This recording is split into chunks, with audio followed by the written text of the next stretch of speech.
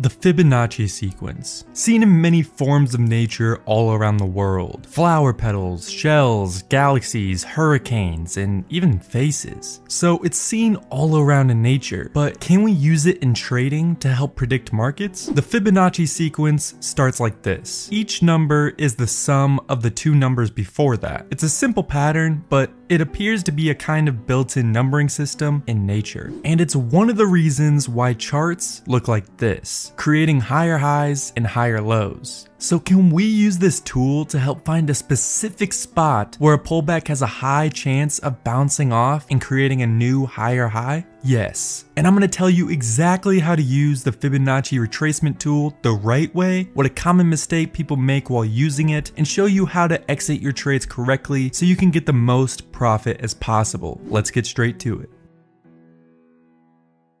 So what are Fibonacci retracements? They are key levels from the Fibonacci retracement tool that can help you find the reversal of a pullback. Let me show you a great example of when to use these levels. A lot of traders like to wait and trade off a pullback, considering 1, it's usually at a cheap and great price, and 2, it's usually a place where a change in price will happen. This is usually how a normal trade would go. You see an uptrend, you also notice there's a key level acting as both a support and resistance. So you now know if the price does end up making a pullback at that level, there's a great chance of it bouncing off and creating a new higher high, making this spot a great level to buy if it shows confirmation. But what if you were in a position like this, where the price went up and made a pullback, but there weren't any previous key levels of support or resistance? How do you know where the key levels are for a reversal to happen? The answer? The Fibonacci retracement tool. If we plot these levels, you can see the price respected them and actually use these levels as a key support. Another great example of the Fibonacci's magic is the S&P 500. If we go back when Corona hit, you can see the Fibonacci tool predicted the exact bottom for the crash. Let's go over the best settings for this tool. To do that, get on TradingView. If you don't have it, I'll leave a link in the description. Next, click on this icon right here. Make sure it's on the Fibonacci retracement. Just place it anywhere on the chart and click the settings icon. What we want to do is uncheck 0.382 and then uncheck all the other boxes after 1. Next, uncheck the background. I know the colors are fancy and cool, but this mostly just makes your chart messy. Then uncheck prices and change the levels from values to percents. Also, change your labels from left to right. These are the settings that I have found work best for me, and it makes it really clean on the chart. So now that we have the correct settings, let's move on to how to use the tool correctly. First things first, we need to find a clear trend. In this example, you can see a clear trend with a swing high and a swing low. The next step is to drag your Fibonacci retracement tool from the swing low to the swing high. One common mistake that I see a lot of traders making is that they drag from the candle's body rather than the candle's wick.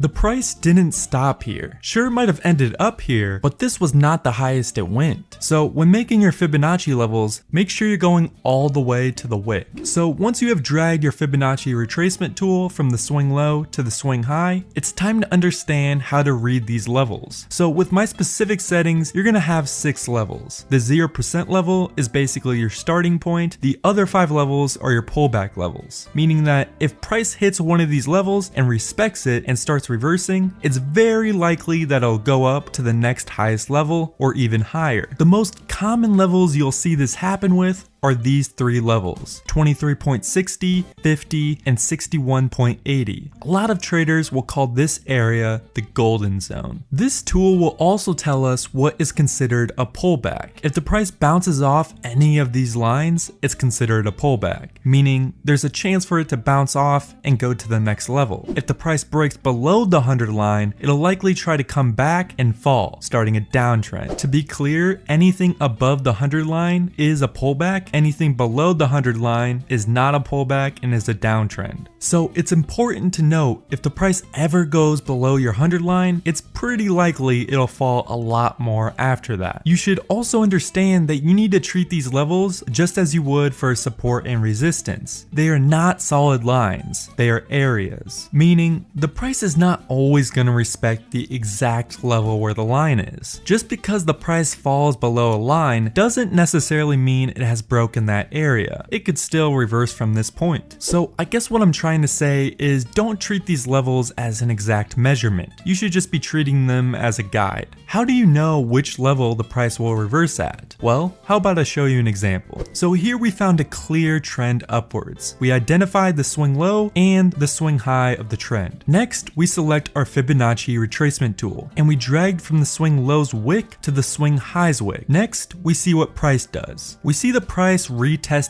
the 0% level, but just as I said before, just because price breaks through a level doesn't necessarily mean it's certain. So as you can see, it tested the level and got rejected. It ended up doing that 2 more times, telling us that it really wanted to go above this level. Next, we see it come down to the 23.60 level, and look how much it's respecting this line. Once I see this candle right here, I'm probably entering the trade, because I can be pretty certain the price will go up from here as a pullback, or at least go to the 0% level. It's also very important to get confirmation. Just because price is respecting a line doesn't necessarily mean it's going to go up. So once you get the respect, make sure you have some candles going upwards to confirm that respect. So after I see some confirmation, I enter the trade and set my stop loss right below the 23.60 line. And then I'm going to sell half my shares at the 0% line. Let's see what the price does. It turns out we were right, and the price went up to the 0% line, giving us a nice little profit. So we sell half our shares, so we guarantee that profit. But we are not done. As I said before, price has tried breaking through this line multiple times, telling us it really wanted to go up from here. So that's why we're keeping half our shares in the game. We see that price breaks through this level and comes back down and respects it. This right here is like seeing gold on your screen. The price broke through, made a slight pullback, and respected the highest level, meaning it's about to make a big move upward. After I see a bit of confirmation, I raise my stop loss right below the 0% level, then look what happens. The price skyrockets. So as a quick overview, let's go over some key moments of this trade. There were multiple times price tried breaking through the 0% line, but we never entered at these points because there was never any confirmation of it going up. Another key point is when the price went down to the 23.60 level, we only entered after seeing the price respected this line and gave us confirmation it was going up. Just because price hits a line doesn't mean it'll respect it. You should always be looking for confirmation. It's a very important concept to understand when using the Fibonacci retracement tool. Here's another great example that'll help you understand the Fibonacci so much better. We found a clear trend upwards. We identified the swing low and the swing high. We made sure to put our levels all the way to the wicks, then we wait and see what price does. We see that price slightly respects this level by one candle resisting it, but probably not enough information to enter the trade yet.